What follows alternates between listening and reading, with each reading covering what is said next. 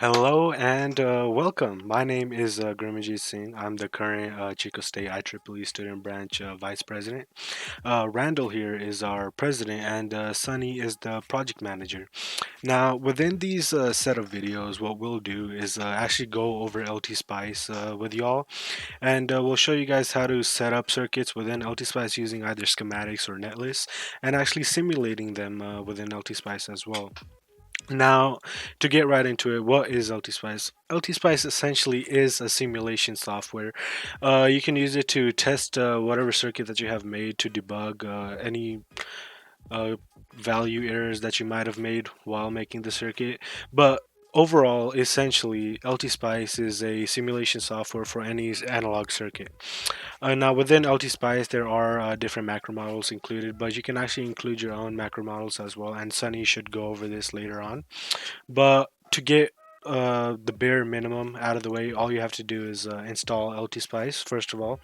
Now the installation page is right here. I'll actually open up the link. The link should be in the description of this video. If not, you can just search up LTspice download, and you should be directed to this site right here. Now there are downloads for Windows and Mac on the site, but if you're, let's say, on Linux, uh, what you would usually have to do is just download a virtual machine, VirtualBox, for example, and just run Windows or Mac, or I prefer Windows, but just run either of these on there and install LTspice on that virtual machine. Now, the installation process for this software is actually very easy, so I won't be guiding you guys through it step by step. It's very easy. You guys should be able to do it very quickly. So I'll get actually right into setting up LTspice. Now I'll actually open up LTspice on the side and show you guys exactly what I'm doing. Now, when setting up LTspice, you can actually control the different colors that are displayed either within your netlist or the simulation window. Now, what you would do is go to Tools and click Color Preferences. Now, before we actually get into this, the control panel is basically here to help you customize LTspice even more to a greater extent, but you guys should not really need to touch this as much. So again, we'll just go to Color Preferences. Now, you can change the color of whatever waveform that you have within the simulation. Let's say you have a sinusoid circuit and you're doing like transient response analysis on it, and you have multiple waves. You obviously want to show different colors to signify different waves, and you can change the colors right here. So let's say we want to change the trace V1. We would just, I actually don't want to change it, but all you would have to do is just drag these bars to a color that you actually prefer, like. You can actually change the background color as well. Just click on whatever you want to change, and it should change that. Same thing goes with the schematics. You can change the color of the comments, the wire, the components, etc., etc., etc. Same thing with the netlist as well. Again, you can change the colors for basically anything. Now, now that we have the basic, customization out of the way, we'll actually get into the schematics. So what I'll do is actually cover the schematics within LTspice, so you can like create a new schematic right here. And when you're creating a schematic, is very similar to actually designing a circuit on paper. Unlike a netlist where you actually have to label the nodes and connect everything up, within the schematics within LTspice, it's very easy and straightforward. And I'll actually get into all the different icons that are right here as well, along with how to set up a schematic and actually simulate it. So we'll start off with this icon right here. What this does is just sets up a new schematic for you to work on. Again, the control panel icon right here, you guys don't really need to worry about it that much, but again, it is here for your later messing around with. The running man icon over here is just to like initiate the simulation of whatever circuit you have designed, whether it be within a netlist or a schematic like we're gonna do. These icons obviously are here for you to zoom in, so I'll like add in a resistor to show you guys. So you can zoom in onto the resistor, zoom out, etc., etc., etc. And I'll actually get rid of this resistor real quick. But okay, so zoom in, zoom out, and when you actually have the simulation, this tool becomes very useful because you can actually pick the different traces that you want to show. These tools are basically to control the window size or window manipulation, so I can just move the window around, etc., etc. This tool right here, so like let's say we have a component, let's have multiple components. And this tool essentially is used to get rid of each individual component. Now, to bring this tool up, what you could do is actually press. It's not F2. It's not F3. I think it's F5. Yeah, you can press F5, or you can actually do Control X, which does the same thing. And to get rid of whatever tool that you are holding, you can right-click on your mouse, and it gets rid of any tool, and you can like actually use a cursor to drag around. So like as a point of reference. So you can use the cursor to drag whatever circuit that you have around. So I'll do Control X and then you delete that. Now this right here is here to copy. So I'm pretty sure it's a Control C. Yeah, Control C brings up the copy. So let's say we have a component and we want to copy this component. We can just copy it directly like that. But I'll get rid of the components right now. But let's say you have multiple components within uh, your whatever circuit that you have made, right? And you want to select a specific component. You know the name of it, but you can't find it. You can click on this, and it'll bring up a search bar. And let's say I want to search for R4. We have the R4 resistor right here. So this becomes really handy later on when you're working with really massive circuits, and it just makes things a little bit easier. Now this is to print. You won't really need this, but so moving on to the next icon, we have the wire icon right here. What you can do is actually connect up different nodes using the wire icon. So we can click on the wire icon. Oop, went a little bit too high. Click on the wire icon and actually connect up different nodes. So like if you left click right here, you can move left click, left click, left click, left click, and just connect up the different nodes. Uh, but what I'll do is actually get rid of all of these wires that I have made. And you can also actually use, I'm pretty sure if not F2, F3 to bring this up as well. So again, a lot of different shortcuts to bring up these different tools.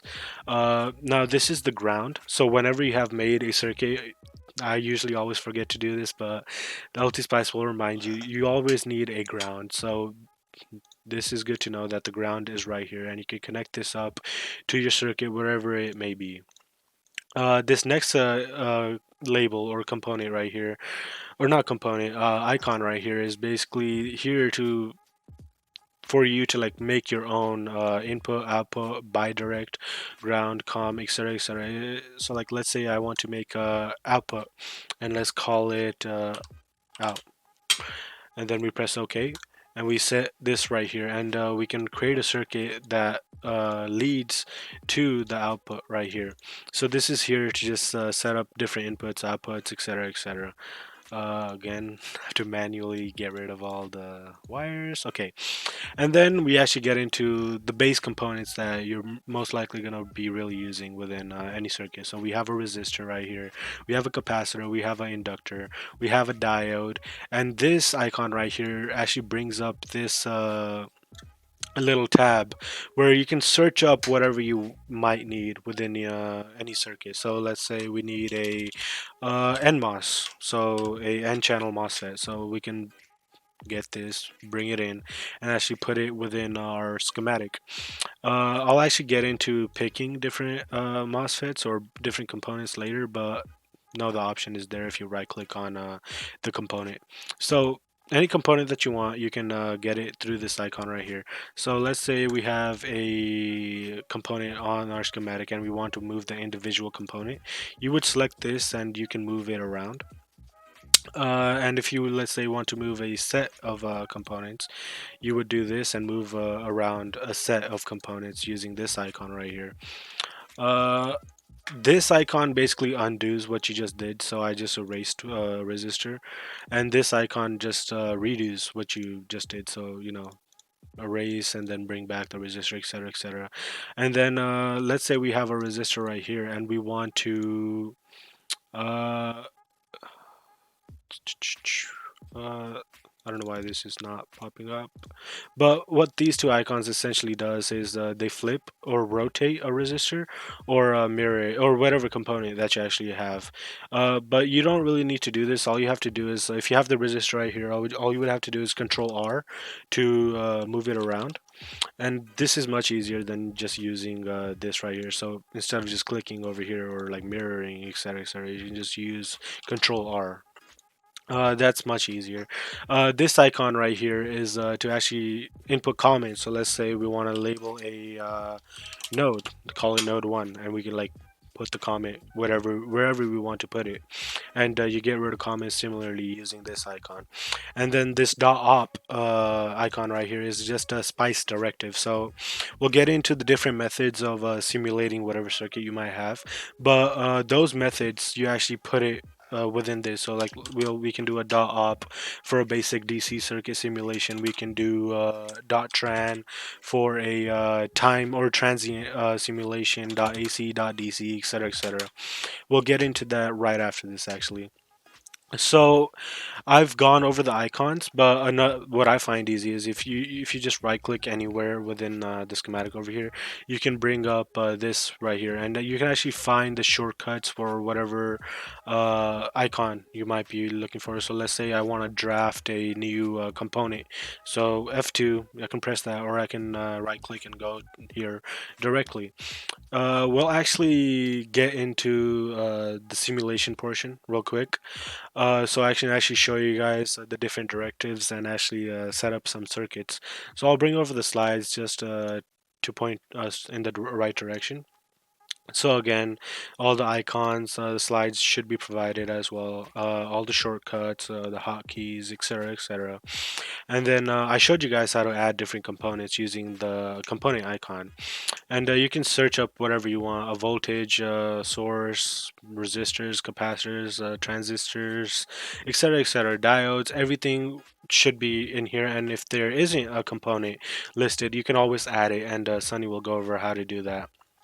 Now let's actually get into the simulation within LTspice. So to start off, the .op simulation directive. So this spice directive basically simulates any DC circuit that you might have, and it shows all the values that you might need at all the given nodes within the circuit.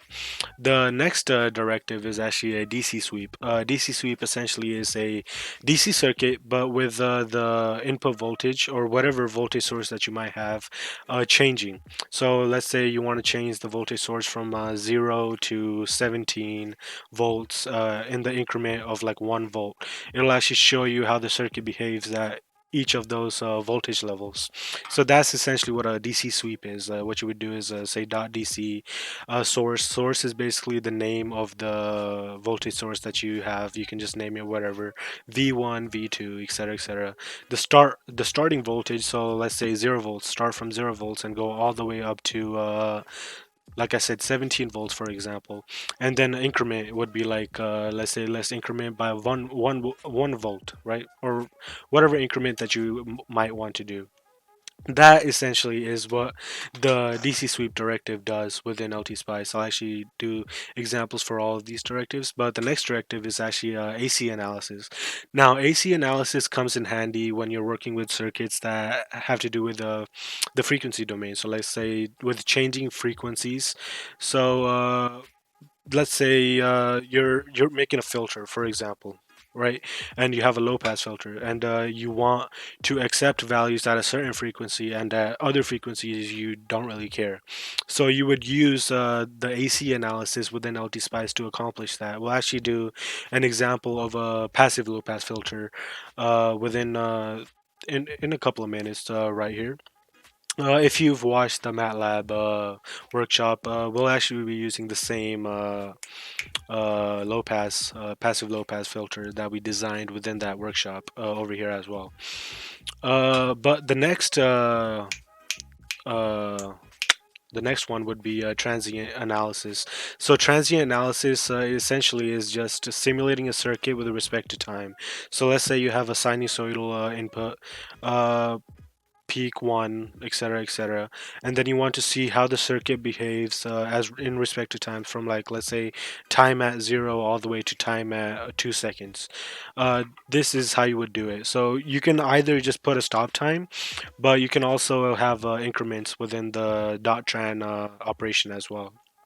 So we'll actually get into just making some quick circuits and displaying these different spice directives as well. So let's start off with a basic current division circuit, let's say. So what we would want to do is first of all get a voltage source. Wait, before I start this, let me check the time we're currently at. We're at 15 minutes. So what I'll do is I'll go over the different spice directives in the next video, and I'll stop this video right here. So I'll see you guys very soon in the next video. Yeah.